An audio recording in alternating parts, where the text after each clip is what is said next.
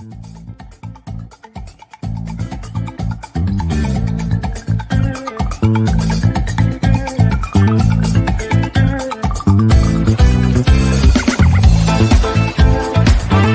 again, my friends, and you are my friends, and welcome to your Talking Town, the flagship podcast on a Sunday. It is a little bit later than we normally start. I do apologise. That is my fault. I was running late. Too many coffee chats after church this morning, but I'm here now to swear profanity at my football team. Ipswich, I think Matt wants to call them this afternoon, and I'm sure he'll run through why he thinks they are Ipswich. As always, you can get involved. This is your chance to have your say. It is your football club. And I really want to hear from you, to be fair. How are we feeling? I'm sure there's a base that thinks, oh, you know what, yesterday's result, great, brilliant, still in it, you know, blah, blah, blah, blah, blah. And I'm sure there's another part of the fan base that's like, it's over, it's over, it's over, it's over. And then there's a very small part of the fan base, I'm absolutely sure, that's saying sack McKenna and drop Sam Morsey. Good afternoon, Mike. How are you? We are looking forward to hearing from you. So you act in the live chat. I'll get a few comments before I get the boys in. Mike D says at 2-2, Wednesday were there for the taking. Aside who got automatics would go on and win that game. Craig at 2-0 down. They had nothing to lose. Shackles were off. Woody Wood. Who'd have thought that 1-0 win on a cold Friday night against Derby would have been that big now? Yeah, who would have thought it back then? To be fair, when they got Paul Warren, I did think there'd be a team to watch out for. Craig Chapman, we have Faz beat 4 out of the 5 in the top 6 at home. If Broadhead's kick hadn't gone in, I don't think we could have had a prayer, says Moby. Stephen Parry, love the spin. We gone to found to beat, so it was a draw when it was used. I'm not quite sure what he means there. Mike D, good job, Smith. The donkey smashed it so wide of Wharton, otherwise it was curtains. Right, let's start with. I'm on the wrong tab. I haven't got an intro for him. Let's just somebody get the tables. Hard truth are here, delivering the truth that nobody wants to hear. The Cruncher and the Media Mogul. Hard truth time then, gentlemen. Good evening, good afternoon, welcome in. Town 2, Wednesday 2. We had them punch drunk at one point. How are you both feeling this Sunday lunchtime? Who wants to kick me off? I had the ump going home. What a surprise, ladies and gentlemen. I had the ump going home. I actually got on the wrong train. All the trains were up the wall when I got to the station. Brilliant. And the normal one on platform 3 or whatever just arrived and had Ipswich on it. That normally takes you back towards London. So I jumped on, sitting there minding my own business. And lo and behold, it was then full of about 2,000 Sheffield Wednesday fans, the entire way end. I was like the only southern accent on there. And it was going to Peterborough, which is they get their connection to Sheffield. So I quickly got off there, got on the correct train. Otherwise, I could have ended up. Well, I've had to go off at Stowmarket. That was the first stop, I think. It was great little stop. Yeah, well, it was interesting sitting there because I was just listening to what they were saying. They were like, "We were shit in second half," is what they were saying. Was that good Yorkshire accent? Accents, isn't it? Great accents. Yeah. How's your Cornwall accent? All right. And they had the ump. They were off the top of the table, mind. Because Plymouth have gone top, haven't they? But I think first world problems. I was actually thinking what you said in the WhatsApp earlier today, Martin. Like, if you like, just look at the game in isolation, right? League leaders go 2 up away from home, and then the home side battle back and get it back to 2-2, show really great effort, attitude, etc. Crowd behind them. Brilliant, like you said, Rich. Great game for the neutral. But if you then put in the context of Ipswich Town, who are in 3rd place, needing a win to ensure Wednesday and Plymouth don't get away from them, and what have we done? We've missed the penalty. So again, in our own hands, missed it, our own fault. And then bad defending again. We've gone 2 down in a must-win game. And we've got it back to 2-2, thank God. But that's how I kind of see it. At the end of the day, it wasn't good enough, was it? No, it wasn't. Obviously, went 2-0 down. Rich, for me, I jokingly said midweek, this has got Hutchinson Wednesday 3-0 vibes all over it. Same and for a 20, well. but for a 20-minute period, yeah. It had Hutchinson Wednesday 3-0 vibes all over it. And it should have been 3, right? Should have been. The wheels were off, weren't they, guys? The wheels off. They were in fire. It exploded in front of our very eyes. I was watching them this morning. You know the soapbox on I think it's Dave soapbox. Some of the accents on there, absolutely classic, and it's a little bit like Towns defending for a 20-minute. Well, I wasn't just defending; it was literally. Everything. It's really, for me, it's a big issue that the emotion, right? The emotion after. I'll go back to the Charlton game. I've referenced that quite a lot. We didn't handle the emotions in that game when we were 4-2 up in injury time. And I don't think yesterday, after the penalty, I don't know what you think, Matt. I don't think we've handled the emotions there because we're all up. We've all seen it. It's a penalty. And I think if the referee, the linesman, he's seen it, but he doesn't know who's done it. If they identify the player, it's a red card. I think, was it Johnson? Yeah, I think so. It should have been a red, right? If you get done, you'll get a 3-game ban. And so he should, because he's had 2 goes at Wes. You know, then we're up. But from the penalty being awarded to Chaplin taking it, there was quite a time delay, weren't there? So penalty. I was talking to Mike this morning, the fisherman. I don't trust left footers matter penalties. Don't like it. It's a shit penalty. If you're going to go down the middle, at least go high. I think he's got something like a 60% return on penalties, which is not enough, is it? But it's the emotion from then. You could be winning. Yeah. You should be 1-0 up. And they didn't handle that. And then for 20 minutes there, I mean, it was shambolic.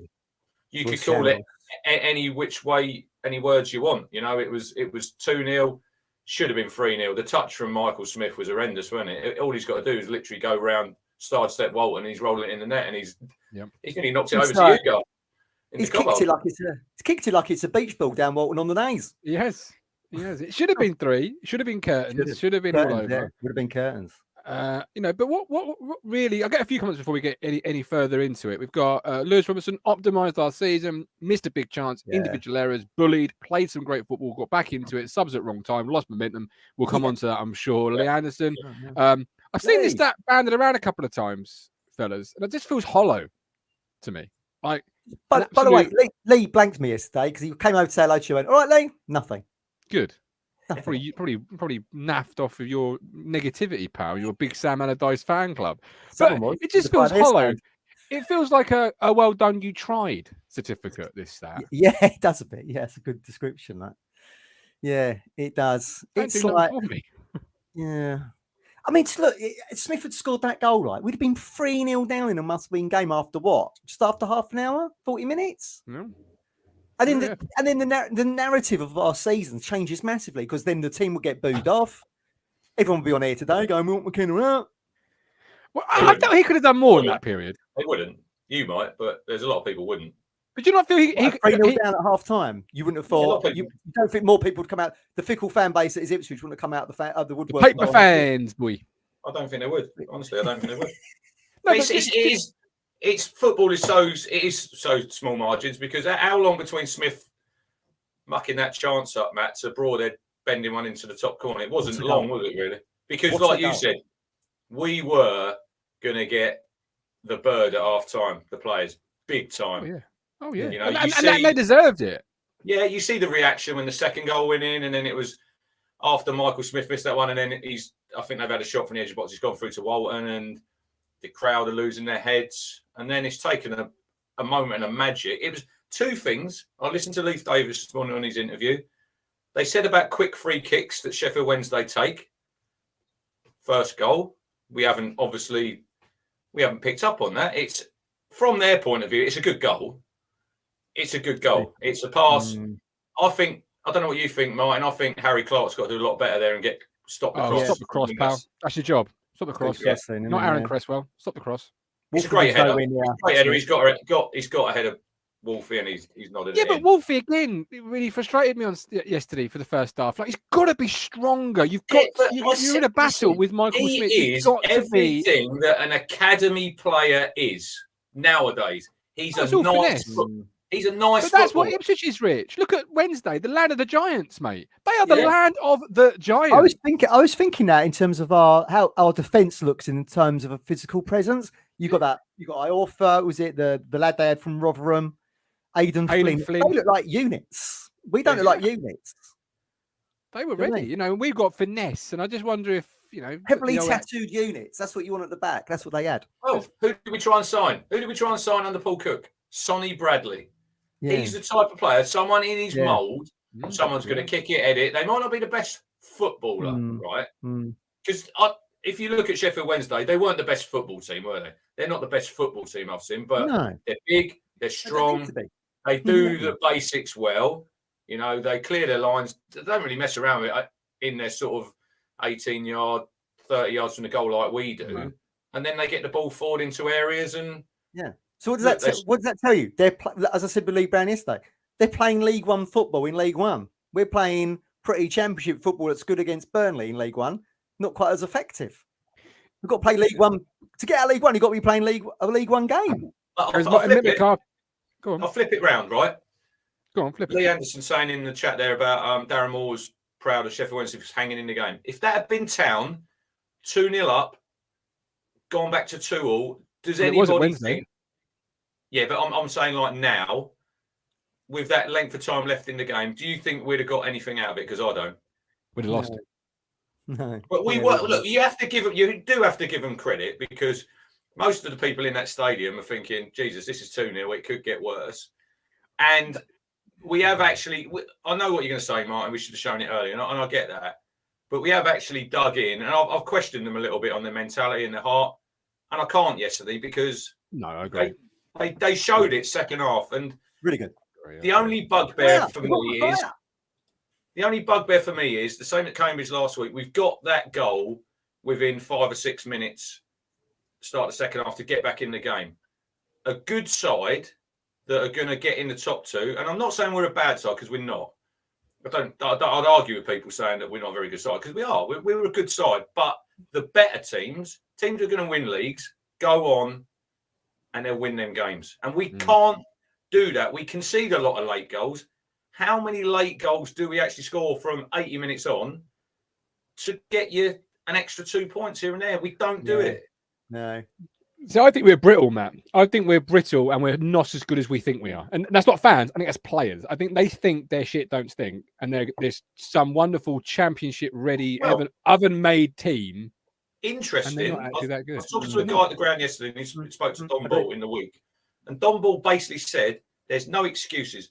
These players now, they're given everything that they asked for, you know? They're mollycoddled, aren't they?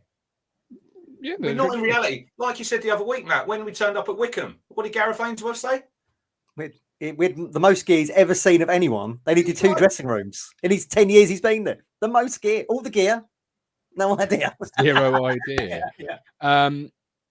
Kieran McKenna in that period, I thought he could have done more. It was a little bit... It looked suddenly too big for him in the moment, because his team's on the ropes. Could have been 3.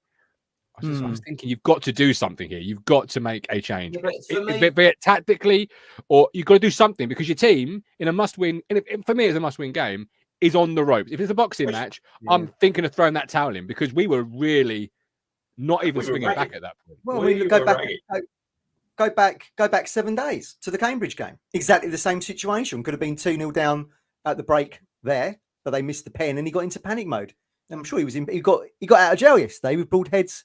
Fantastic free kick. But to go back to your other point, I think we are brittle. And I said to James on the Wednesday pod, I said, because he said, it's going to be a big atmosphere at Portman Road. You'll be up for it. I said, well, look, the fans will be up for it, but Ipswich sometimes slink back into the shadows a little bit. We saw that. The penalty miss, we went 2 down. Where's your leadership on the pitch?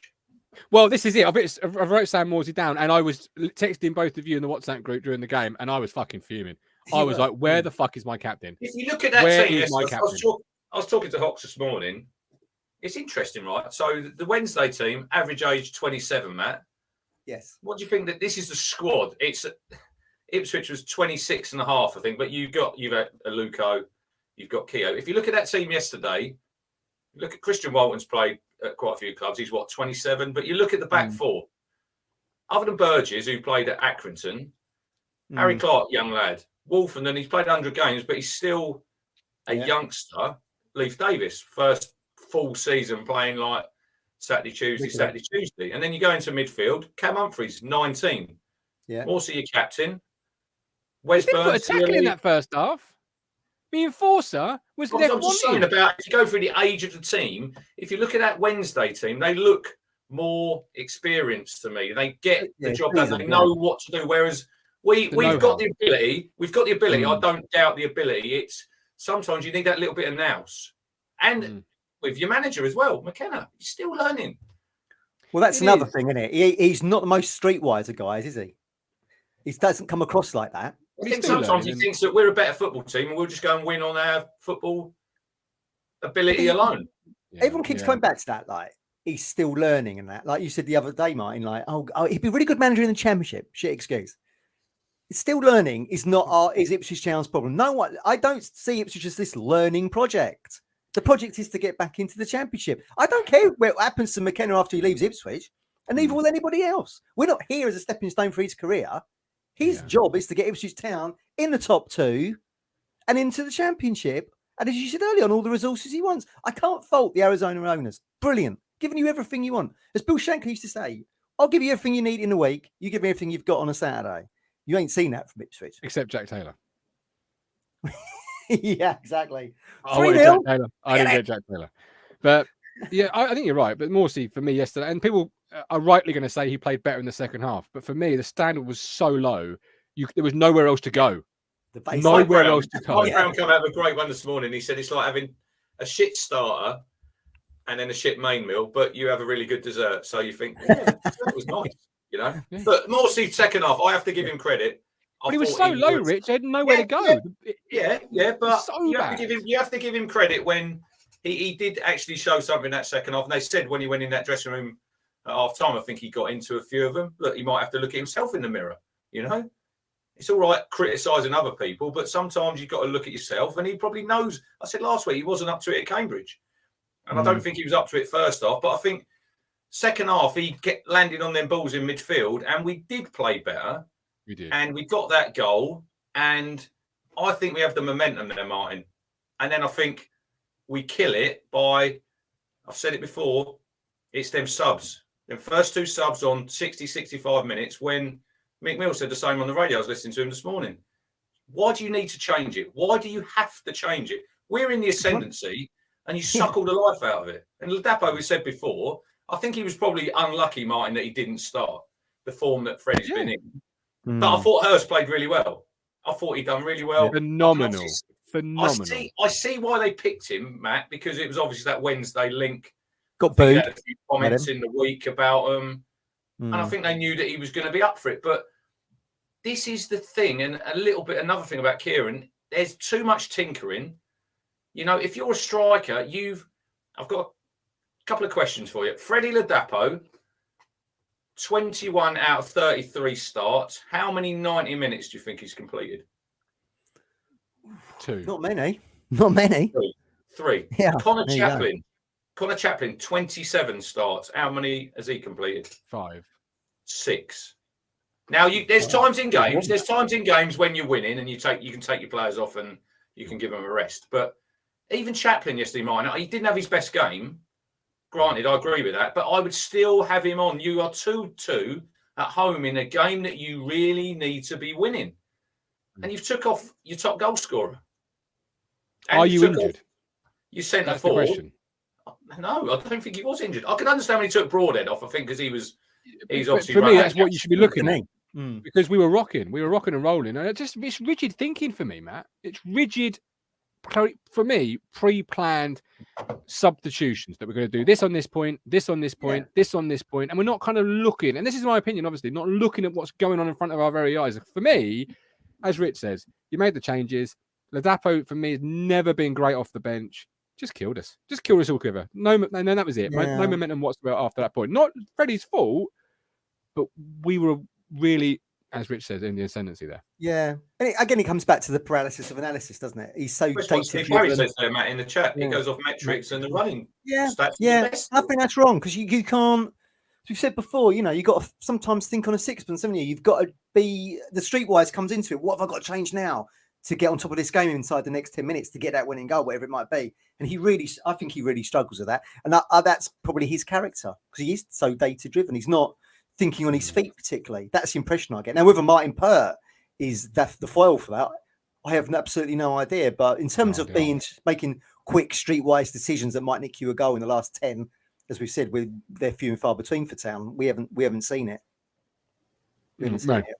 Hurst, though, for me, as you rightly said, I've criticised him. I said he wasn't a needle mover when he signed. The only person who could prove me wrong is the player. I wouldn't necessarily give him his flowers just yet, but I thought he was really phenomenal. What was good? What did you like about it then? What was good? He reminded me of Alan Lee. The way he moves, the way he carries himself, the hustle, the bustle. He didn't give those two centre halves 1 second in that first 60 minutes. He was everywhere, and nowhere baby, as I like to say. He was everywhere.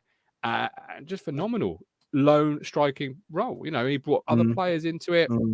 As I say, reminded me of Alan Lee when he was here, the way he carries himself, the way he didn't, see a 50-50 and, I'm not quite sure. He charged everything down. It was good to see. And I was so disappointed when they took him off because I thought he's going to get a goal today. He's really got his tail up. Yeah.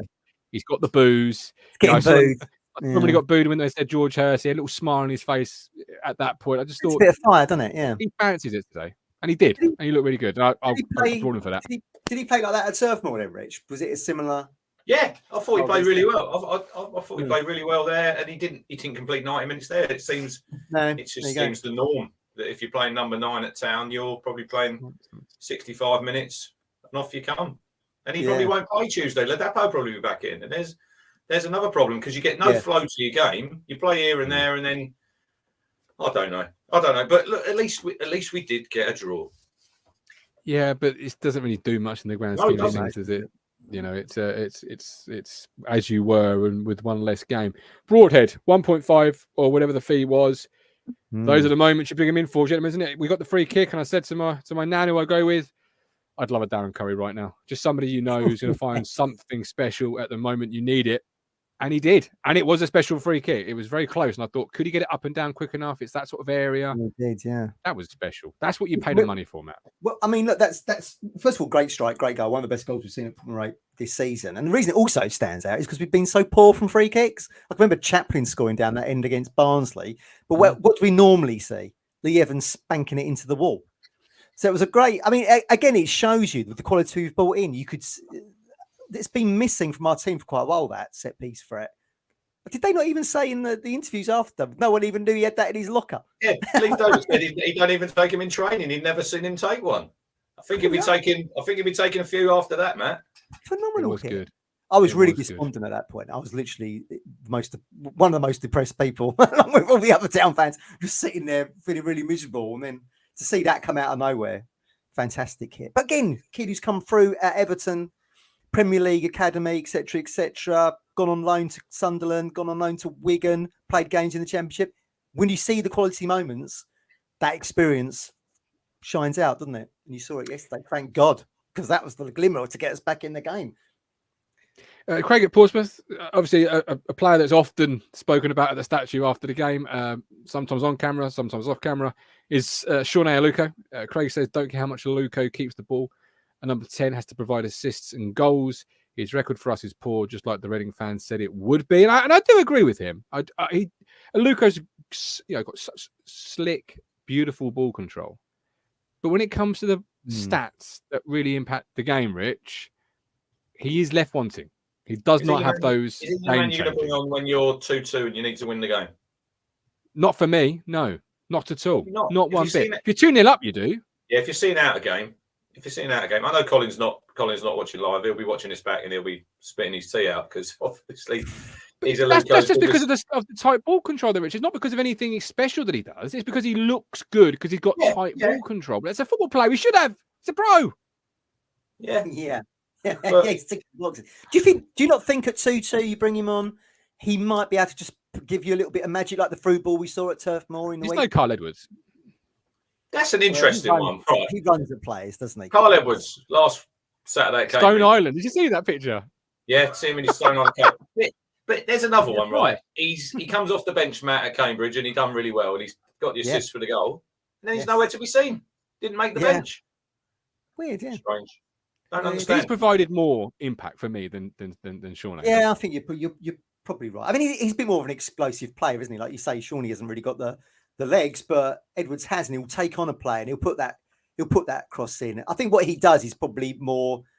There's more vision to it, isn't it? You actually see it in action because we keep saying, "Oh, the pre-assist, blah blah blah." Edwards actually does get the balls in the box for the assist, doesn't he?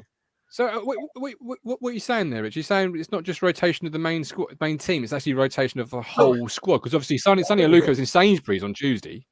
Yeah, he was in. No, that was the Cambridge game. He was in the Friday. Cambridge game. My mistake. But is it rotation of the whole 22 then? I just think now we've probably got too many players. Not good enough, though, is it? It's trying to keep everyone happy. And then look, the elephant in the room for me. Where the fuck is Massimo Luongo? Where is he? He signed in January, Matt. He was our first signing. He's played what's he played? A 20-minute cameo in the FA Cup. Yeah. We're now nearly at Valentine's Day into February. Told you. I did say. Look, they said he was. Didn't they say he had a knock for the Burnley replay? So presumably that's carried over into the game yesterday. But again, it's not a great look, isn't it? Someone who's not played any games comes in to try and help us get. It's almost like sometimes we're not even in it. It's almost like sometimes that you need to go by what actually is the history. He's not played a single minute for Middlesbrough. Yeah. Why is he not playing a single minute for Middlesbrough? Let's just sort of 31st of January. If we still need a midfield player, let's. Well, you floated a good thing you floated a good idea to me yesterday. Opinion yesterday. You said, was it Carrick helping his mate out? I think it probably is. I think you're spot on. I think you hit the nail on the head there. Shit, we're low on numbers in midfield. Here you go. I think they were trying to play city buggers with Peterborough and Jack Taylor. Don't need him now. We've got this player, good player. Wednesday rated him highly. I think they were trying to. First, that's my opinion. They were trying to play city buggers. Maybe. No, I think they were. Now, couldn't we? Right. We've balked at the 3 mil, whatever it was going to be. As you said, Martin, how much if you get? How much would he be next season? 6. It annoys me, man. That does because what makes it a better signing in the summer than in January? Yeah, it's not going to be any less than 3. That's their fee. That's their fee. That's what they want. If you go up, they're going to say want 5 now. You know what Dara's like? I can imagine D-Mac and Ashton negotiating. I bet it's like proper. Do you remember that picture of Putin when he was on his horse, bare chested? That's what I reckon. It's like, but it's them two like that. Where they compare mugs. We'll give you 1.5. I've got a Batman mug. I've got a so-and-so mug. Yeah, I just think that. I always said at the time, didn't I? I would love to be in that negotiating room between them two because I think, including Barry Barry I just think it would have been a very interesting. Oh, to the bastard. How many goals did that? Who was that player, Matt? I can't remember his name, but I think he scores 1 goal. 10 grand. 10 grand. He goes. I'll give you this bonus. He's fucking useless. Yeah, it's 1 goal, I think. Yeah. So Burgess, Wolfie, Fridge, Keogh. Who's our best centre halves? Here we are. What they Why is it not Burgess? Here we are in February. We still don't know. They'll put all their names in a hat, like Rod Stewart style. Who's playing Tuesday? Keogh and Fridge. Keogh. Came to see you. Traditionally, your spine is where you're bred. And I don't think Wednesday changed their spine. Like I don't know for sure, but I get the feeling watching they've obviously lost Mark McGuinness, but they've just replaced him with Aidan Flint. With that Flint, yeah. That happens. But I mean, I would have said largely their spine. With Barry Bannon, who I thought was quite poor actually yesterday. Nice flicks. Largely untouched. Some nice flicks and things. Nice touches. Tell me about tell everyone about when you went past the Wednesday bus, but go on, Matt. Well, it's surprising. I'm saying goodbye to you at the statue, right? So I'm walking down past the shop, down towards the station, and there is the coach. That's a bit weird. The big old thing, the double decker in it, all that jazz. So I'm walking down there, and the Sheffield Wednesday players are coming out because they can't park at the Staples anymore, so it's parked on the road and ready for the demolition and everything. There's hardly anyone around. Me, couple of kids, and the players are going on. And then as I'm just passing the coach, out comes Barry Bannon on his own. He's got his little boot bag, that little wash bag, boot bag thing. Size to you? A little bit taller. Yeah. He's 5'7". I looked it up on the train. So he walks past with his little bag and that, and it's all dead quiet. And then just one sole voice, teenage kid, probably about 14, just as Barry walks past him, he goes, "Barry, you'll see you next Tuesday." Barry ignores it, gets like, I thought, poor old Barry. Brilliant. Was that really necessary? Jack Messenger, well, that's wrong. Read Jack Taylor. I don't know how Jack knows, but we'll go with it. Ipswich underestimated Peterborough's financial state and lowballed them. Dara then asked for a price that wasn't possible during a January window. Wait, what is Jack Messenger? What is Dara's PA or something? How do you know this? What makes an offer not reasonable in January? Like, why does the month of the year matter? How Offers do you even know that? four bids. We don't know they're all from town, though, do we? Oh, don't. well. I mean, we can ascertain, we can assume, No. but when you assume, you sometimes can ask out of you and ask out of me. So sometimes it's not best to assume, but I'd probably say yes. You know, don't know for sure. Obviously, I'm so annoyed now. Evans is out. It's like we've got no Luongo. Someone put up a search poster for Massimo Luongo. Anyone seen this midfield player? Last seen home to Burnley. The training video. He was there at the training ground when they put it. Yeah, Quick, yeah, get him they in. Get him in. So they think exactly. they're playing him. Get him in. Go on, quick. But I've must got have one got injured leg. training. Get in there. Weird. It's really odd. Why do the media never ask these questions? Oh, you said this before, man. They're not going to I ask just it, are don't they? get it. I just don't get it. Where's Luongo? Why is he not playing? I mean, look, even the club website asked where Wolfie and Burgess were. And like, that was it after the Cambridge game. And he was like, they just weren't involved today. Oh, okay. Why were Before I they open not up to- involved today? What's the issue? Before I open up to the floor, I'm going to propose a question to you both. So Charlton is often mentioned as the catalyst of the downfall. That's where all our problems have come from. Yes. Could be the Charlton of the revival. Could this be the moment you look back and you say you're 2-0 down, Broadhead's free kick, you don't lose, and you kick on, and who knows where it ends? Could this be the moment? Is this the Charlton? The Wednesday game is the Charlton, but in reverse. Interesting take. Well, I kind of lamented the fact that we're the only ones in the top four that haven't won 5 games on the trot.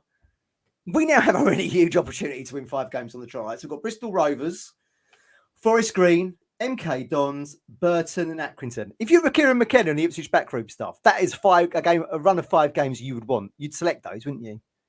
We've got to win all of those just to get close to the top 2, I think, because they're still going to be picking up points. That would take us to 71 points.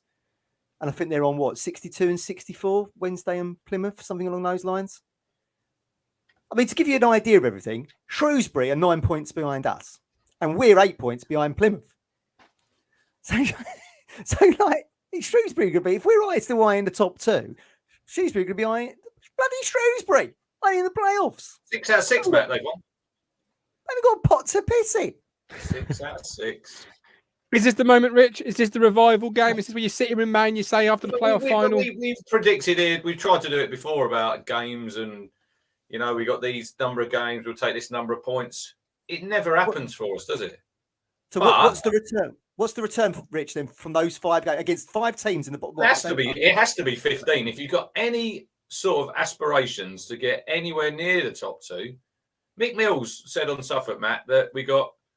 He says we've got our aim for 92 points, which will be 2 points a game. So he said 11 wins, 3 draws, 2 defeats from the remaining 16 games. Even that's a big ask.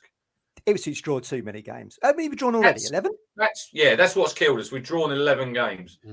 So what does that tell you? What did Roy Keane say when he said he had so many draws in his Ipswich Town tenure? He said, I didn't have a decent enough striker to get the goals for us. And we've got the decent enough strikers. I don't think we're playing the right tactics to get the goals. And as you said, they don't stay on for 90 minutes. Rob Smith, even if we get 15 points, we still won't be top 2. Exactly. All Joe Martin. I think we'd be a little bit closer. I think if you look at Plymouth and Wednesday's fixtures, they've got a couple of tough games in there. We just need to do our job. Don't worry what anyone else does. I think some people we're too worried on what other teams are doing. Would you put your mortgage on Ipswich to get 5 wins out of them games? No. You go to Bristol Rovers Tuesday, Matt, and they're in stinking form. I think they're down to about 14th, 15th. They were, I think, 8th or 9th in the table. You know what it's going to be down there. You've got to dig in. Just any victory Tuesday is what you have to do. But how we dig in, though? We couldn't dig in against Cambridge. No. And they're in the worst state than Bristol Rovers are.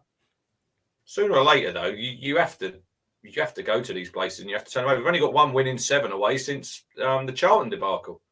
Do you know if the season started on the Cheltenham game after the Charlton debacle, we'd be 8th in the table. And I think if we were sitting 8th in the table after first 4 months of the season, everyone would be going get McKenna out because you'd be nowhere near the expectation Quite an possibly. aspiration for this club. I mean, look, Paul Cook only got August to November. Interesting take there, Matt. So say McKenna goes next week. Who would be on your hit list? You sod. This is because we were speaking about this in the green room. Well, here we go. Well, look, I'll reveal who I was going to put on there. It goes back to my conversation with Lee yesterday. It was a good chat. We've got to play we need someone who knows League One like the back of his hand, play League One football to get you out of League One. So I would go with Carl Robinson. 700 games. Who hasn't got a club out of League One, by the way, folks? Now, he hasn't got a club out of League One, but he's not had the resources that Kieran McKenna's got. And I think we talk about McKenna not being streetwise and a bit, dorky.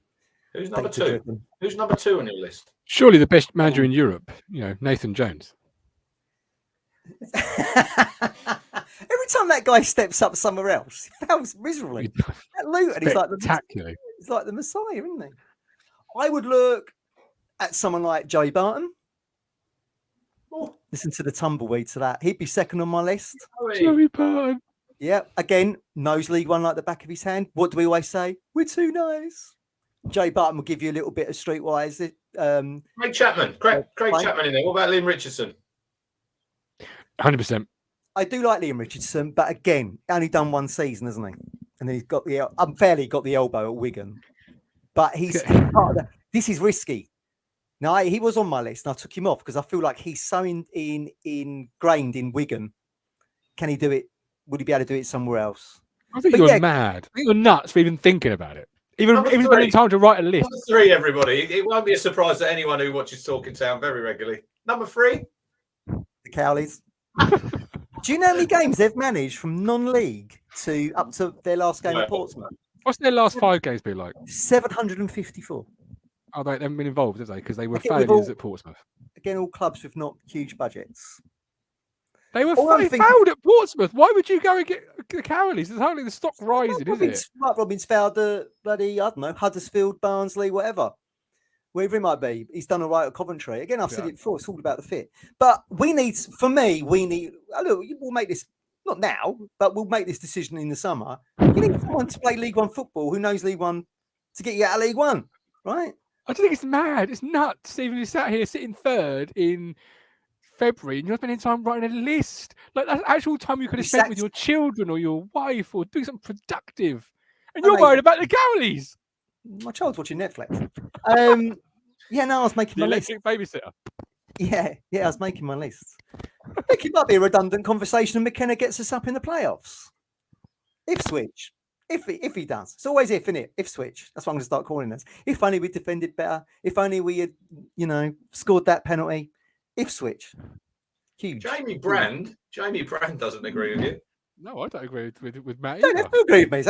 It's only my opinion. 3 shite managers, please. You're spoiled. Jeez. I've indulged you now. It's a shame Matt's off social media because I could have had some fun with this. It's just my take. I bet I'm not alone in thinking that, by the way. Well, we'll see when the chat comes in and the comments come in. But I've thought I'd indulge you. You've got, like I said, says you're on a wind-up. What? Okay. Don't ask me if they like Carl Robinson. I think they probably do. On a shoestring budget. You've given a rookie out of Man United everything he's wanted. You've got Shrewsbury breathing down your neck just as much as we're breathing down Plymouth's neck. Are you the sort of person, Matt, that writes stern letters to the BBC about things you don't like on the TV? I don't really watch the BBC much other than call the midwife. Points of view. Matt I'd love to write a stern letter to the BBC, but that's a whole new conversation. That's another conversation. That shall be in time. That's an in-joke there, everybody. But, it wasn't meant to be. I didn't set it up to be an in-joke. Let me put this out to you then. Don't you want to get promoted? I think a lot of people are quite liking, the McKenna thing, and we'll stay in League One for another season. As that guy writes in the East Anglian North Standard, we'll strengthen next season. There's no guarantee of that. If I'm sat in Arizona right now by the pool, Brett, I'm thinking, I've just given them 8 million. We're still in the same position as what we started in. I'm going to start calling you Karen. Give you another 8 million. That's what happened with Marcus Evans. You are a Karen. You are just a moaning. Like, what did Martin say? You wake up moaning, you go to bed moaning, you eat your dinner moaning, you brush your teeth moaning. All right. She's bought Colgate. She's not bought Tesco. I don't know. You're just like. Anyway, just wait. You won't be moaning much longer, Matt, when that book drops on your mat for Valentine's Day. I'm looking forward to it. Oh, No. What did Martin say in the WhatsApp today, everybody? Hate my club. I do hate my club because they're Fucking down with you with your hope to defend like a bunch of under 12s. Listen, You're thinking the same as me. I'm not. Well, I'm not saying about sacking the manager. What I'm saying is I've never said sack the manager. What I'm saying is, you just give me a list of replacements. Well, what are you saying?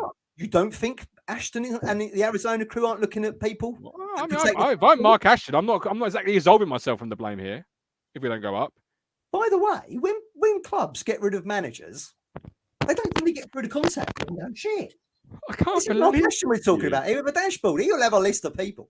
Surely Ashton's the one that you got to be looking at first. Like, has he delivered? Like, Lewis Thompson in the chat said, we shortcutted the strikers in the first half of the season, and then we shortcutted the central midfield area in the second half of the season. Like, you can't put it all on the manager's door when you've got this great big dashboard that is supposed to be. Surely they work in tandem on the targets. Ashton ain't going nowhere. He's a shareholder in the Game Changer. That's why he's here with O'Leary. They didn't come by accident. All right, fair enough. Let's open it up to the floor. I just think everyone quite likes what's going on at the moment. And if we're going to be in League One next season, then so be it. Let's see if you'll rock up against Barrow on whenever it might be. Rich will be there against whoever it might be. Not Rich's like. I can't really go and change that picture in the WhatsApp group of Victor Meldu to a Karen. We do. There's a nice little Twitter account called Karen Awards. I just think people are too emotionally invested in the characters that are around the club at the moment. And I said it on Friday. No one's bigger than the club. No one's bigger than Ipswich Town. Bobby Robson put this club on the map, and now it's sitting in League One. I'm with Mike D. Any dashboard that includes Ghassan Hadmi shouldn't be in control of transfers. Very true. He's not wrong. Right, we've got a varied range of people here. We've got the fisherman, which is obviously the far end of the spectrum. And then we've got Stephen Parry, Richard Chandler, and Lee Anderson, who are on, I would probably argue, the other end. Don't put Lee Anderson on. If you don't say hello to me, bin. You can go on extra time. I was getting worried about him, but I was worried about him. I did say, has anyone seen Lee? He's not been around. We would have put up, find Lee posters. We'd lost contact with him. And then when he does turn up, he don't say hello. Yeah, because you're moaning. Right, we'll start with the fisherman, and then we can end on a positive note with Chandler, Parry, and Ando. Right. So let's start with him, who, ladies and gentlemen, will probably tell you in the first 5 seconds, we need to sack the manager. Am I wrong? No, I'm not. You are wrong. I'm not asking for Kieran McKenna to be sacked. No. That's not what you told me in the WhatsApp group. I was, I ain't gonna lie. Hang on, let me check my phone. Hang on. We've got some receipts here, mate. Don't worry. I know. Oh, mate, I was raging at 2-0 down. I ain't gonna lie. Like you do, you get emotional, don't you? Look, I said to Crunchy earlier, right? Ipswich at the start of the season, we all got on this promotion. 15:39. 15:39. Fucking go, KM. Absolute clown. Receipt. That was 2-0 down. Yeah, I did. Yeah, no, look. That's a receipt. I was raging. Yeah. Look, we all got on the promotion train. Everyone was raging, mate. We had a good start and everything. Look, I was on it as well. And then right now we're sitting at the back of the train, in the back of the car, waiting to see if we're still going to be on the train in the first place. Do you know what I mean? Are we still going to be connected to the train? Because right now, 4 wins in 14, a performance again. What we had a shit first half against Cambridge, wasn't it? I can't remember. Trevor Amos, just to put Trevor Amos's mind at rest. No, McKenna hasn't gone. Right, so debate, Trevor. We're just chatting. 4 wins from 14. You too. Right, last season from March to the end of the season, we only won 3 games. Very much Kieran McKenna's time. He's then spent £5 million in this league again this season, right? He's got one hell of a squad. Yesterday, right? We were lucky not to be 3-0 down. Do you know what I mean? You still don't set the manager. Chaplin missed a penalty, but I'd have never put Chaplin on the penalties in the first place. Broadhead or right? Okay, so. Like Richard said earlier, when I see the lineup, I was like, and the subs was like, "Where's Edwards? He was played really well the other night. Why is Ladapo sat on the bench? What are you telling me these players can't play 2 games in a row? Ladapo's so much better when he starts than he is when he comes off the bench." Right, and then Hurst is playing really well, superbly, and I really thought he had a really good game second half. In fact, I thought he had a good game as a whole, really. And then, I tell you what, we're chasing the game. We need to win the game. But I know what we'll do. We'll take Hurst off and stick Ladapo on. Honestly, Kieran McKenna, right, is probably a really good coach, but as a manager, I've got to question it. I really have. Right, we're chasing the game. We need to win. We need promotion. And he doesn't throw another striker on. He takes one off and sticks another one on. Plan A with plan A, different players. If this was Paul Cook or Lambert last season, we'd all be calling for his head. 100%. We did. No, you wouldn't, Martin. We did. You're Lambert's love child. No, because I saw a manager when I saw one. Do you know what I mean? Now, decent with the end of resources the he day had. is, right now, I'm not saying we should get rid of him, but he's on very thin ice with me. And he's now starting to be on very thin ice with quite a few fans now. And you're always going to get the happy clappers who are quite happy. Where, Mike? Where? Because where are these fans? Because I don't see it. The only two really that I know want a question. With respect, you got Twatter, which, well, let's be honest with you, that's not exactly credible, is it? And then you've got, and then you've got, like, you know, like I said, you've got guys on the Talking Town, which is pretty much 90%. Let's keep not guys. No, you know, guy. One singular. Right. Not plural. Matthew guys Phillips. That will love Ipswich Town, so much so they got caught up in the hype of the new owners, Mark Ashton, Kieran McKenna is this young, lovely little manager. Are we a training club for Ipswich Town then? A training new managers? Because I said, right, and I said this, we could say like Kieran McKenna gets us promoted, and I God hope he does, really does. I genuinely mean that. Me right? too. Yeah. Right. But if he does, he goes to Championship and we're doing well, third in the Championship. What happens if a mid-table Premiership club come in for him? Yeah. Do you think he's going to stay loyal to us? No. He's going to go to the Premier League. So why are we a training game? And if we're going to change managers, I said this from last season. If I was to go and get another manager in this club, I'd take Liam Manning. I think he's done absolute wonders. Isn't that on a very, very small budget? There's another manager in training. Manning's exactly the same from McKenna. You've gone from telling me this is like you saying I want 4-4. No, Mike. He's coached in this league. He got them to the playoffs, right? Okay, so he's had a bit of a struggle start, but look what they lost. They lost Scott Twine, who was really instrumental for them. I'm telling you, Liam Manning would have got better out of this squad than what Kieran McKenna has right now. For me, Mike, that is your 4-4-2 comment where you wanted 2 strikers, but you didn't want Gassan, Hadley, and Caden Jackson. I don't know where you get this 4-4-2 from. I've never said 4-4-2. It's fucking irrelevant, the actual formation. You wanted 2 strikers. Yesterday, Sheffield Wednesday played 3-5-2. Right? We had a Captain Marvellous. Well, you might as well have been playing with one leg. In fact, I'd have had him on the bench sat there because he'd have offered more.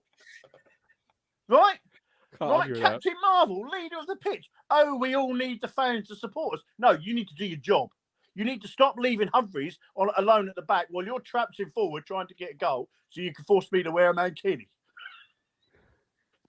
There you go, Ben Moore in the private chat makes a really good comment here. He puts, every club is a training club for a manager, no matter what experience. No, absolutely rubbish. Mike. No, it's not. Yeah, no, Mike. no. Sorry, Ben. I don't agree with that, mate. Look, a training manager starts at the real low levels with no budget to get some really good experience. Kieran McKenna's looking at all his technical stats. We have all this possession, and where are we? Possession means bugger all if you don't put the ball in the onion bag. And that's not what we're putting the ball in the onion bag, but we've got Morsey, who's a defensive midfielder, player profile, defensive midfielder. Can't protect the back guy, can't protect anything at the back, spends half his time up the pitch. I'm sorry, but I'm a little bit annoyed with Morsey, and if it weren't for injuries, I'd drop him, stick him in the reserves, have a few games there and see how you like it. Get some of your grit back, some of the player that we saw, say probably 8-9 games ago. Because quite frankly, he is not the player 8-9 games ago. He's not sticking tackles in. He's not. Look, I'd have more respect for him if he put a tackle in and got a red card, because at least I know he's trying hard. Best captains in the world got red cards. Vieira, Keane, right? I know Holland didn't get many, right? But I'm telling you now, good He got none. captains get good Yeah, he got one red red cards. card. Do you know what I mean? No disrespect, but they get that. You know, they will put their blood on the line for it. All right. And right now, this one up front striker situation, right? When we're chasing games and we need to get the ball in the box. I've been a great fan of Wes Burns, right? But yesterday we might as well have had Gus Unenbeek on the pitch. Great pick, great getting forward, great going down the right hand side. But the final ball, Wes, I love you, mate. But you need to be practicing on your crosses, mate, because they've been woeful. Yeah, fair point. All right, Mike. Great comments. I'm sure people do agree with them. But Kieran somewhere. McKenna stays for the moment, but he's on thin ice. It's very kind of you. Right, thanks for Cheers, coming. Mike. Good to see you. Yourself. Let's go to the other end of the spectrum. Richard Chandler, who's probably looking forward to parting with some money soon, aren't you? Oh, I had a little Richard. whisper this morning that you've almost conceded the bet. I haven't conceded it. Almost. I haven't conceded it. Almost, I said. Are you still confident, Rich? Rich, are you still He's confident? not confident. Having seen, I think it's going to be a massive tall order for me to win the bet. I still think that we're going to come second. Before the season started, I said I thought Sheffield Wednesday will win the title and we'd come second. That's what's happening. Plymouth are going to drop points. They've got the, they've just lost the best keeper in the division. They won yesterday. Cooper. They won yesterday. Matt, stop being negative. Let someone else speak for a second. Just look at their home record. They've won. You can't come on here and go, they're going to lose points. What are you, Mystic Meg? Let me finish my sentence. Let me explain the point. Over to you, Chandler. I will mute them if I have to. I'm fine with them talking, but you've got to let people finish their sentence. Yeah, Matthew Phillips. Negativity. Your wife must be a joy for you to live with if you're like this all the time when you're at football, mate. Play the ball, not the man. Play the ball, with- not the man. With regard, I like that, Rich. With That is a regard, red card offence. sorry, couldn't resist. Yeah. With regard to the game yesterday, everyone's going on how poor we were the first half. We were actually poor for about 15 to 20 minutes of the first half because we were on top when we won the penalty. If we score the penalty and it's 10 men, I know this is lots of ifs and buts. Is the game playing out the same way? No way. It's a lot of ifs and buts. With Plymouth, their keeper, Cooper, was saving 3 shots a game, average, every game. There's no way the replacement keeper's doing that, Matt, is an answer to your 1-3-1 yesterday. Yeah, but that's not. Who did they play? That's one game. Yeah, but you look at their home record, Rich. Look at their home record. They've lost 1 game, and I think they've won 15. I don't think they'll drop. I don't think they'll drop off at all. Honestly, I think we're clutching. Even if they do, what gives you the confidence that we're going to capitalise on anyone's mistakes? Because right now we can't capitalise on anything. Because we've got the games coming up. And I know we've got Evans out injured at the moment. But I saw enough in our second half yesterday, and I saw enough in the 180 plus minutes against Burnley, and enough in some other games. The second half against Cambridge, where we've battered Cambridge for 45 minutes. Can I just? Everyone can speak. Matt can speak in response because I've had an opportunity to finish what I was saying. You don't win games by playing well for 45 minutes, 50 minutes. We need to be complete performances over 90 minutes, and in the last 14 games, we haven't done that. No, we haven't, but we had in the ones before that, and that actually equates to what half of the season we played well in, half we haven't. We've still got a third of the season left to go. It's a bloody long sprint to the finish. Matt, I'm waiting for the response now to what I said about Plymouth. Because do you think their new keeper's going to save 3 shots a game every game? Who is their new keeper? Their reserve keeper. It's not the keeper. They haven't brought anyone in. Well, they've not got me in goal. He's still good enough to be in their squad, right? Yeah, but he's not played any games, has he? Because Cooper hadn't missed any games all season. Well, they won yesterday. So their keeper's Burton. Yesterday. I just Their don't get keeper's how you think Burton. they're going to drop. Well, they will drop some points, right? Yeah. But will how drop you some can say that with any confidence, I don't know. I don't get it. I don't understand. And even if we don't make it up in the automatics and we lose in the playoffs, because we've been there before and lost in the playoffs before, If that happens, we should still be keeping McKenna because then he's got another Why? season. Then he's got another season with the players and squad that he wants. I agree with that. I agree. Saying people should replace him with Liam Richardson or Liam Manning or people like that. They've not managed any more games. They've not managed any more games than McKenna has. No, I agree with that. I wouldn't have those two. No, I agree. I agree with Rich there. I know people don't want to hear it, Rich, but I think even if we don't go up this year, which we all hope that we do, we will be a better team for it next season. And I know Matt don't want to hear that. Look at Wednesday. I do get that thinking, but time is ticking. The Americans ain't going to hang around. Why do you think they're putting all the stadium together, the pitch, the everything that's going on to sell the club? But they've also done it. But they've also done it as a long-term project. They've not done it to try and get it in 5 minutes. What's long-term going to be? You know, to have a sellable asset, they want to be in the Premier League. They said that from the off. And I think they didn't get it when McKenna coming on his first season. I don't think they're going to get, well, I don't know. At the moment, it doesn't look likely we're going to get it this season. Why would you sit there in Arizona and go, I'm going to give you X amount of millions again? Because he's their man. Cook wasn't their man. That's why Cook didn't get longer. Agreed. But McKenna at the moment, since November, is on 1.45 points per game. And we gave Cook the sack with just under that. Because he wasn't their man. That comes back to the same thing.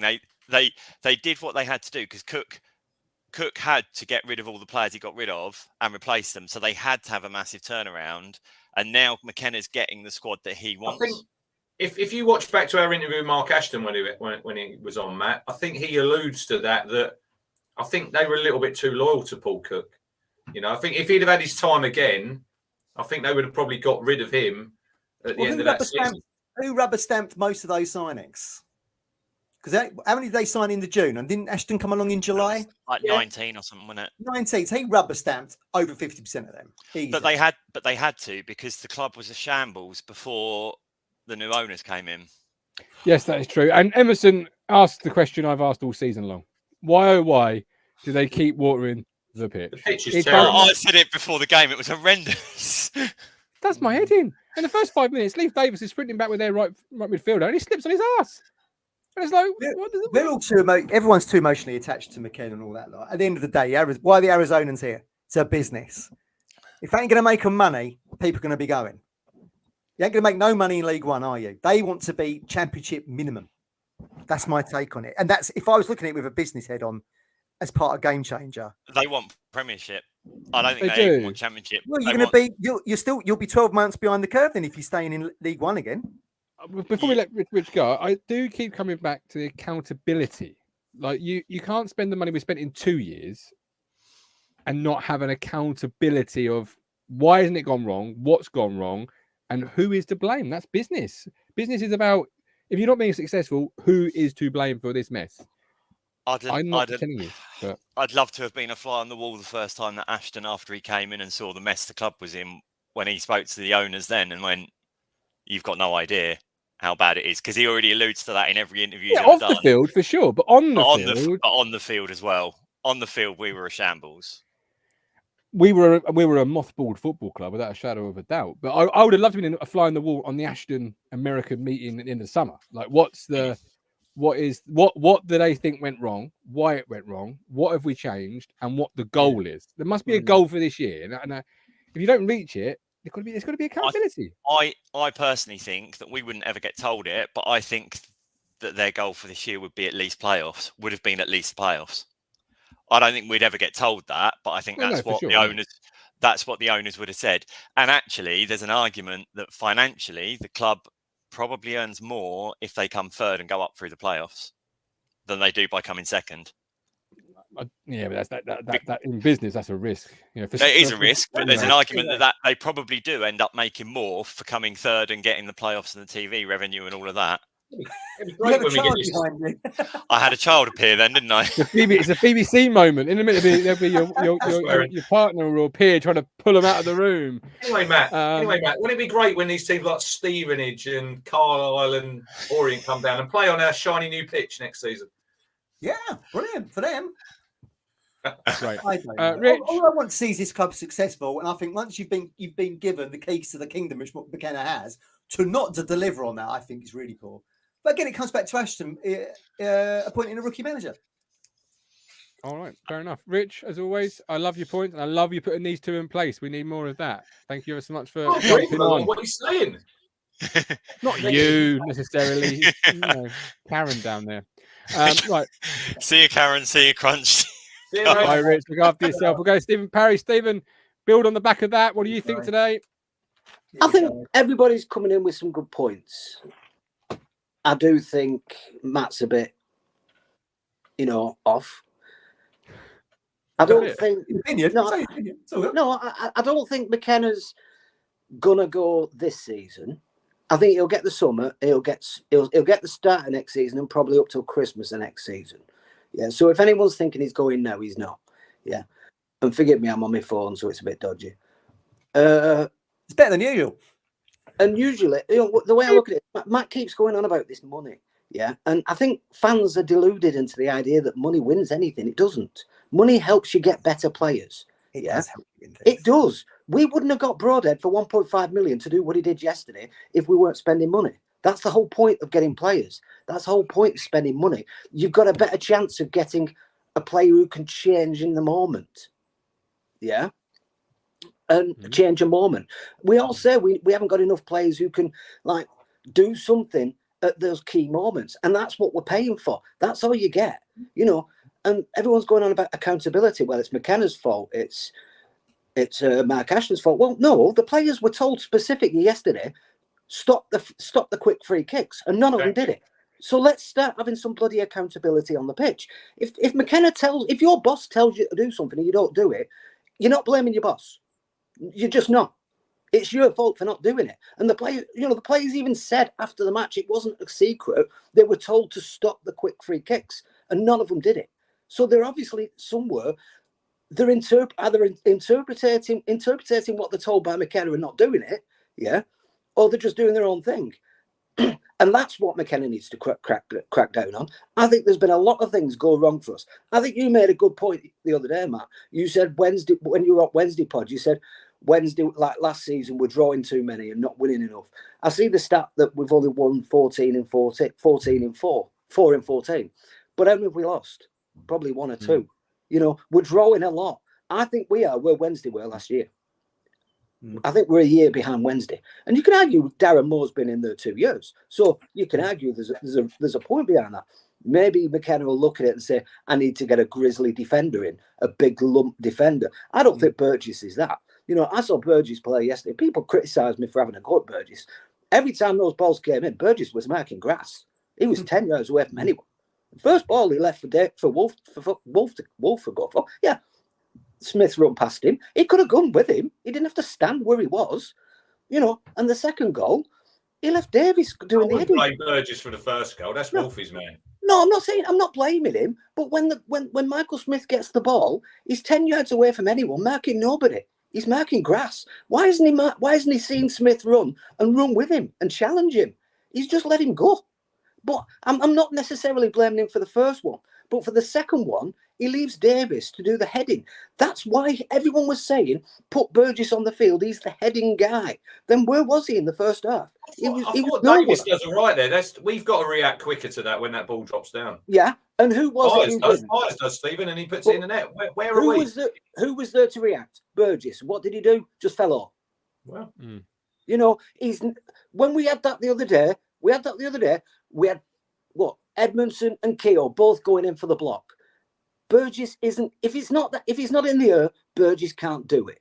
Yeah. And I'm just thinking, look, we're not this long ball side. I know Wednesday came and played quite long ball, and I think you'll find that's why Barry Bannon wasn't in it that much, because most of the time it was just flying over the midfield, And it's like, some of the times Barry Bannon was playing those long balls over the midfield. But the top and bottom of it is I think we are on the right trajectory. And I get what Matt's saying about the owners, but you've also got to realise we're not owned by them. We're owned by a pension fund. Yeah. And I can guarantee you now, if you know what pension funds run like, any money they put in this club, they've already made back. We're a high risk investment with high reward. Yeah. They've got low risk and medium risk, which will be making the pension fund money. I guarantee the pension fund hasn't lost a bean in Ipswich Town. And I would say since they bought the club, they probably haven't lost a bean. They'll have made money back from other investments, which would have covered for the money they spent. But you don't expect to make a reward from high-risk investments. That's why they're high reward. You know, if we get to the Premier League, they'll be taking out 50 million a year. I can guarantee you that. You know, and that's the aim. So I don't think they're worried about how much money they're putting in. It's not like it's coming out of someone's bank account. They'll make like 100 million and they'll allocate 5 million for this investment. So that is it. There'll be a pool of money. And how much do you use from that pool of money to get out of this fucking shite division? That'll be up to them. But I don't think the fact that we spent 5 million, it's not like coming straight out of someone's bank account like it did with Marcus Evans. It's coming off profits from other investments. Yeah, out of his account, mate. Nothing came out of his account, but it's coming from profits from other investments. So the pension fund will make like 100 million investment profit, and out of that, they'll divide that investment profit into all their other investments to make more money. Pension funds are there to make money, and they will make money. They will make money on Ipswich Town. They're just not really. I don't think they're as fussed about how much we're spending as we are, and I think we need to give it a time. I can see at the end of the season we're probably going to bring in a midfielder. It's probably going to be Taylor. I'm looking at his numbers. I'm not convinced he's that goal-scoring midfielder that people want, because I think his most goals scored in the season's 4. So that concerns me a bit. And I don't think he's worth 3 million. I heard we offered 1.75 and they said no. If they don't go up, that's probably going to change, But the top and bottom of it, because they ain't going up, they just got smashed yesterday. So the top and bottom of it is, is he worth 3 million? Not for me. I know people might say, yeah, he's worth 3 million to us now, but we're third. Peterborough's worth 10th. We're not hostage to fortune. Eh? Don't forget, Steve, we could have had him for nothing when he was offered to us by Darren Curry. When he was I 100% agree, but that's a different time, a different ownership, a different era, wasn't it? You know what I mean? If we were offered that deal now, I guarantee we'd take it. And I think we will take that if deals like that come across our map now. I think we will take those deals now. I just don't think we were in the right space then. But if the Twine deal comes up, I think we'd take that now. But I don't think we were, like I said, we were different owners and different managers. I think we are now. I think, and people might not like it, but I think we're where Wednesday were last season. I think we'll finish in the playoffs. I think we're quite more than capable of competing in the playoffs. Whether we win in the playoffs, I don't know. I think we're just as good as those in the playoffs, if not better.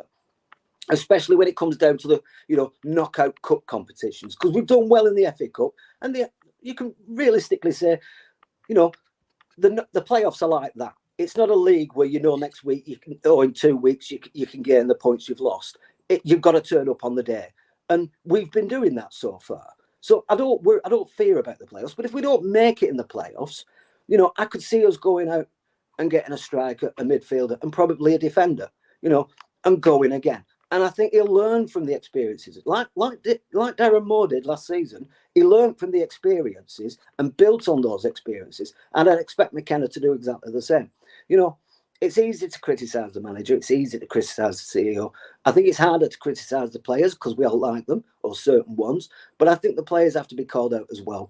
And I think it's harsh.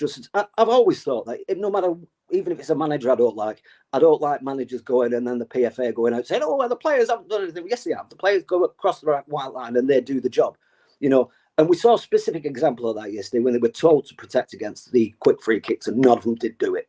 Even Morsey, and I think he should be called out when he's called out. Second half, I think he was excellent, but again, it was from a low bar.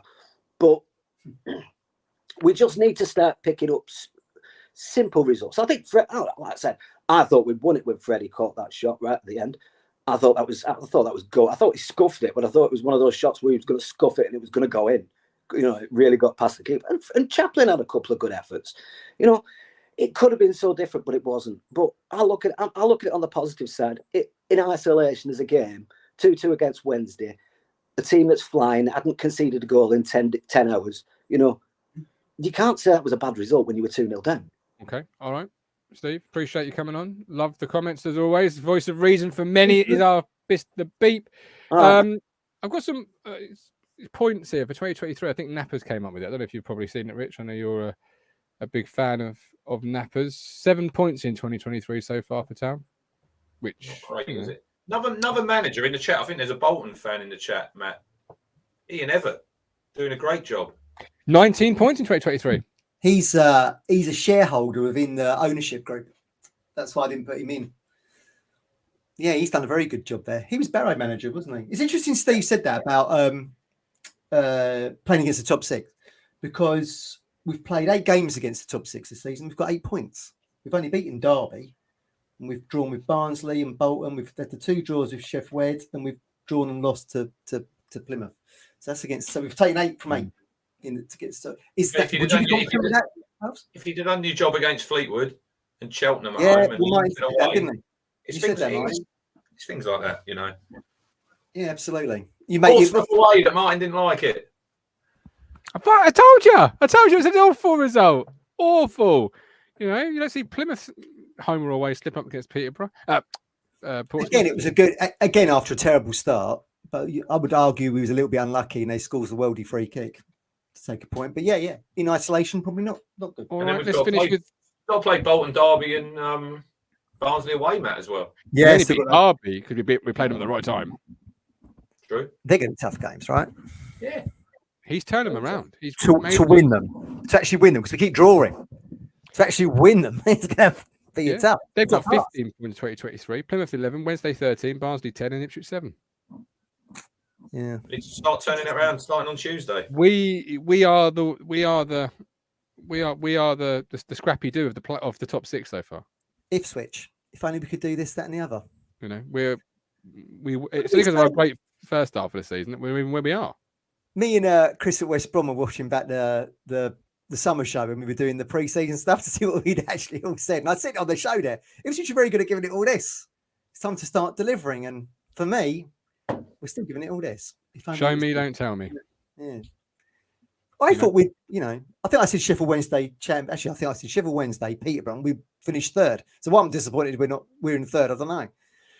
But we haven't seen this club lift a trophy in Portman, actually on Portman Road soil, in a major trophy in 30 years. It's a long time. Right, let's finish with Lee Anderson. Lee, long time no see. We've all been worried about you. Where have you been hiding?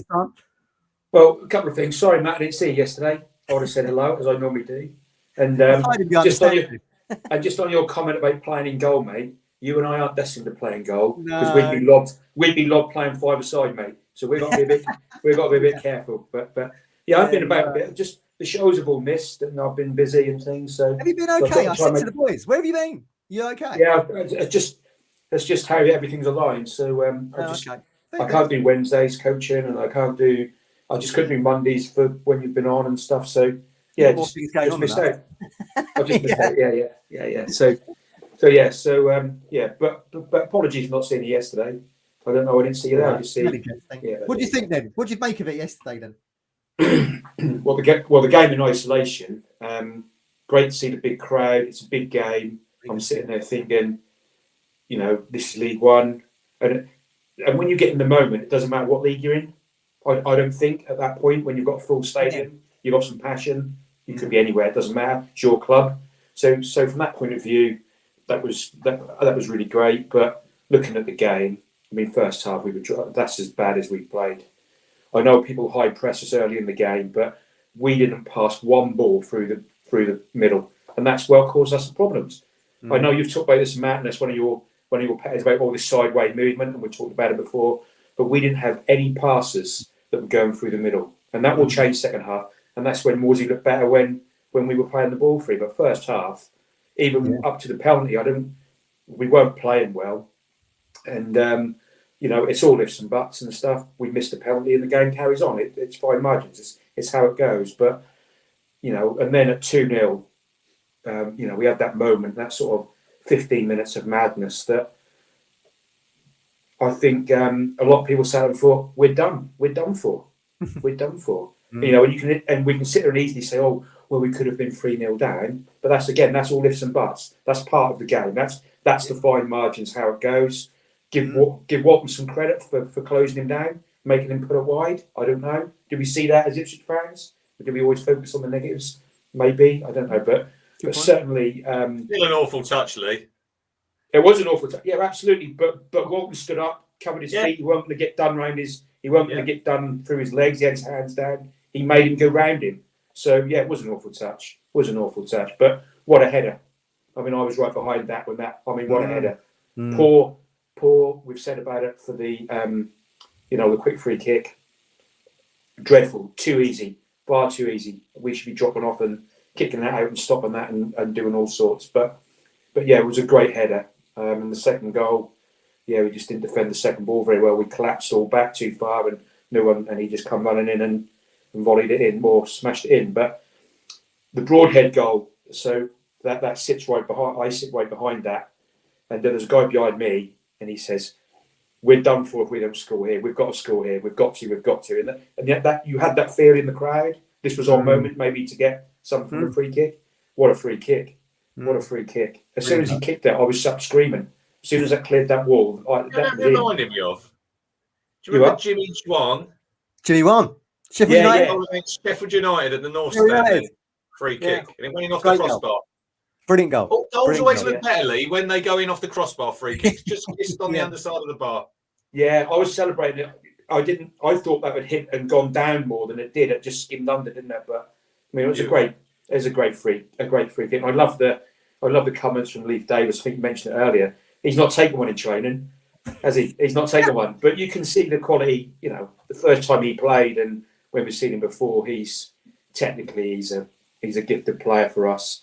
He's our best technical player, I think, by a long way. You know, he's smooth. So that's a great sign, and he's really bought to play in the Championship, isn't he? Not so much here, but here we are. But then second half, you know, we've got to give credit to us where it's due. I think. I mean, I know I'm always positive, but we were shocking first half. But second half, I think we looked a little bit more direct. I think we played the ball off Hurst a little bit more, got our rewards, got the second goal. Bit of deflection off the header, but hey ho, you don't. We sit here bemoaning that we don't shoot enough. So let's take it a credit to him changing his mind and having the strike. And then I thought there was only one team that's going to win it.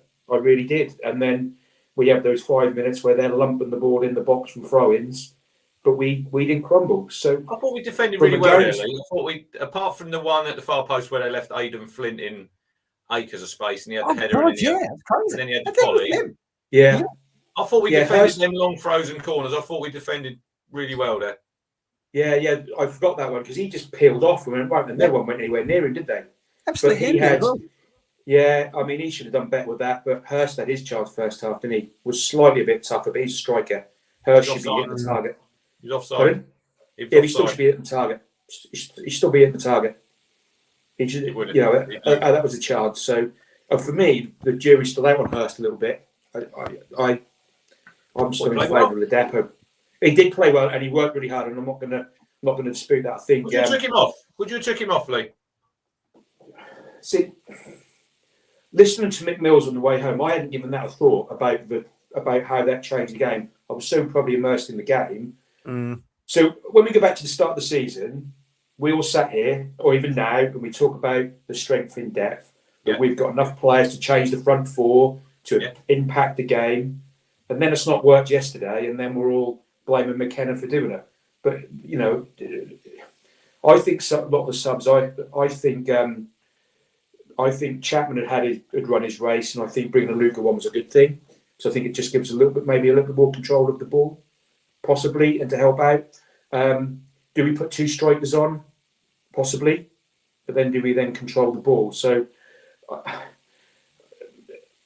it always seems that the substitutes are made at a certain time rather than for technical reasons. But I think bringing Leon towards the end was the right thing to do, because Davis was starting to look really tired because he put a lot of effort going up and down. So that was a good tactical sub. But what I get about putting two up front, when he did it the other week when things weren't going well. But if you're dominating the game and you want to put some fresh legs on, and your system is giving you control of the ball, which is what our play is, why would you then tinker with that shape at that time? Because we're not really chasing. We're on top of the game. We're not really chasing it. We're in control. So from that point of view, I don't see the need for that, what we would call a plan B. So I would have put two strikers on.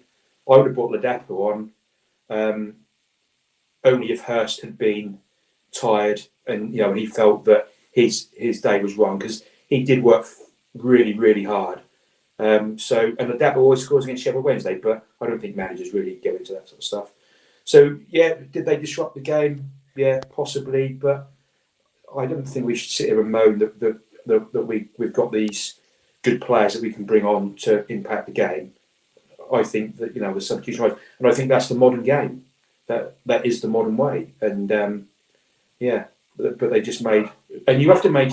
And the other thing is, if you want to use all your subs, you've got to make you only get 3 windows, so you've got to make double subs. You can't just make 1, 1, and 1, because you can only make 3. So you have to make double subs if you want to utilize all your subs. So that's there for me, and and I think going back to the back 4, you were talking about the back 4, and especially the centre backs, or back 3, back 5, whatever you want to call it. The centre backs, I think they're picked on the profile of the people they're up against. So it was quite obvious that Burgess was going to come in, because he's our tallest player and he's our best header of the ball. So he's going to come in. He's going to, looking at the size of them yesterday and the guy who's up front. He's going to come in, isn't he? You're not going to put Edmondson against him. So you can see why. Yeah, but don't see Sheffield Wednesday keep changing the centre of their defence. We keep. Well, good teams don't do they? Good teams don't. So that could they don't. So that could mean that maybe in the summer we'll get some new centre halves. Yeah, maybe. Because they don't fit the pro. So they've got, each one's got part of the profile, but maybe apart from Wolfenden, he's got a bit of everything. So maybe there'll be some new, that will be an area. Has he got the physicality, Lee? Has Wolfenden got the physicality for a centre half? I don't think he has. If I'm playing against Luke Wolfenden, I'm doing what Ashley Barnes done the other night. I'm pulling onto him. I'm going to try and bully him, because I know he's a good footballer. Is he up for the physical battle as a centre half against someone who's going to give him a bit? Yeah, he's not going to go. I think he's a really good footballer. No. Yeah, I think he'll struggle against that big, tall centre half. So Ironside he's not comfortable against him, is he? So he's more comfortable against who was the other striker yesterday? Who's the other one? Josh Windass. Windass. So he's better against him, and he's a little bit more mobile, a little bit more running in behind. So again, it's all about profile, isn't it? And if you've got a squad, and football's moved on where you can have these, with people talk about changing players and that. We're not talking about the 70s and 80s anymore, where you can only have one sub and you have a squad of 15 for the season, where you have to play the same players. Football's moved on from that. It's a squad game now. And if we can invest in and have those type of profile players, then the squad will rotate. But I think generally you're looking for 2 centre halves that are going to cover all the boxes, because them and your goalkeeper are the spine of your team, aren't they? If they're on sync, then that's building. Yeah, that's building from the back. So I think we'll move on with strikers. Out of time, my friend. Thank you very much for popping on. Nice to see you as always. Hey, good to see you, Lee. Great. Cheers, guys. All the best, my man. Bumper show this afternoon for you at Talking Town, the hard truth, delivering the hard truth that no one wants to hear.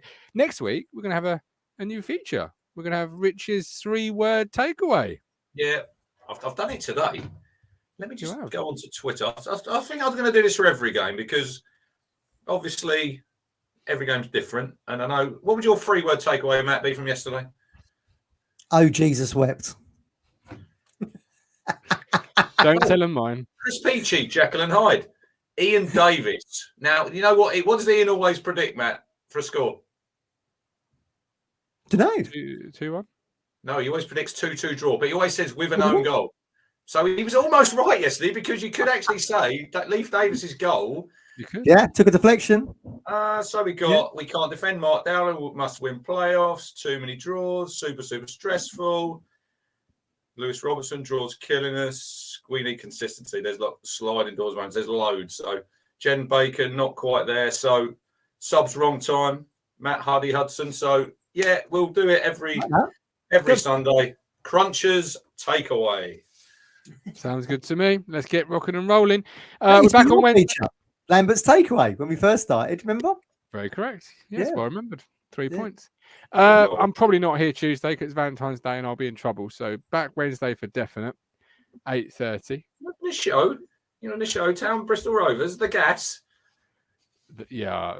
I'll watch the. Will I watch the game? I don't know. Probably not.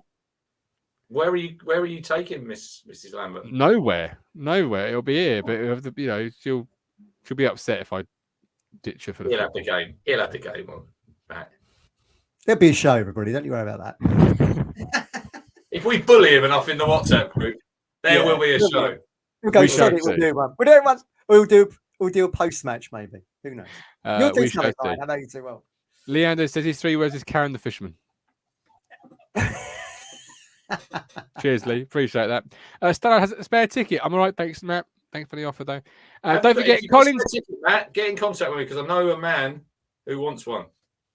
Talking of you want one, everyone wants one of these. Colin's new book. It is for sale now on Amazon.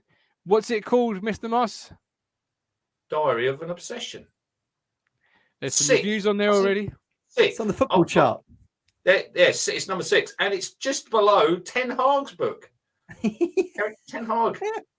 In one of the Amazon charts, football book. Peter Crouch, I think it's number 4. Come on, we've got to get it to number 1. Yeah. Get this book to number 1. Yeah.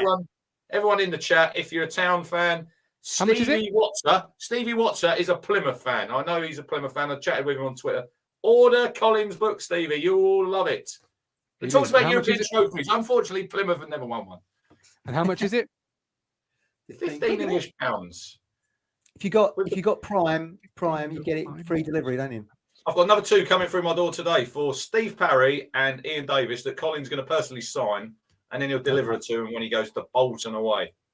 Love that. Amazing. There Great you go. stuff. Mike, and then with very wise words from Mike Baker. Happy wife, happy life. Yeah. Good afternoon. You make me smile when I think of you. If I get down low and I get blue, I can't get enough. You make me happy, I feel so fine. Oh, how I wish that you were mine. I can't get enough. Hopeless lover. I woke up all soaked in sweat, weird chills running down my neck. I felt went crazy from just the thought of you.